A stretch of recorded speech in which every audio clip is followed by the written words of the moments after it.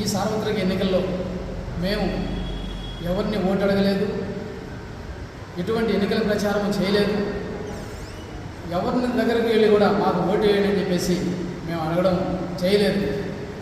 కొంతమంది చేసినటువంటి విమర్శలు, మీకు ఎవరు ఓట్లు వేస్తారు, మీరు విలేకరుగా ఉండి ఇలా నామినేషన్ వేస్తే మిమ్మల్ని ఎవరు గుర్తిస్తారు, మీకు ఎందుకు ఈ పనులు అని చెప్పి విమర్శించినటువంటి ఈ నాయకులకి గట్టి సమాధానంగా నాకు అభిమానులు నీతి నిజాయితీగా 200 మంది ఓట్లేసి వీళ్ళకి సమాధానం చెప్పడం జరిగింది.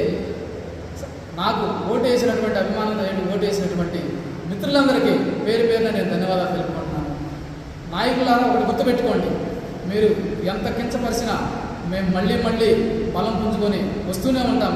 ఈరోజు 200 ఓట్లు నిజాయితీగా వేసినటువంటి మిత్రులు రాబోయే రోజుల్లో 2000, 20,000 అలాగే లక్షల్లో మేము